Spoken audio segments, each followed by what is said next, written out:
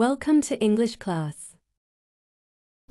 Hi friends, ഇന്ന് നമുക്ക് is am R നോക്കാം. അതിൻ്റെ അർത്ഥം എന്ന് പറയുന്നത് ആണ്, ആകുന്നു എന്നാണ്.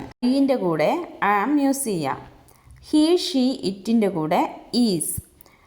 യു, വി, ദേ വരുമ്പോൾ ആറാണ് യൂസ് ചെയ്യുക. Next do or does. അതിൻ്റെ കൂടെ ഡു യൂസ് ചെയ്യാം. ഹി ഓർ ഷീ ഓർ ഇറ്റിൻ്റെ കൂടെ ഡസ് യൂസ് ചെയ്യാം. യു, വി, ദേ വരുമ്പോൾ ഡു ആണ് യൂസ് ചെയ്യുക. ഇത് ഹാവ് ഓർ ഹാസ്. അതിൻ്റെ കൂടെ ഐൻ്റെ കൂടെ ഹാവ് ആണ് യൂസ് ചെയ്യുക. He or she or it has ആണ് യൂസ് ചെയ്യുക.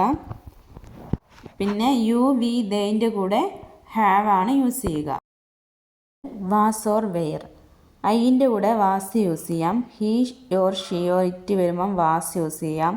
യു, വി, ദേ വരുമ്പോൾ വെയർ ആണ് യൂസ് ചെയ്യുക.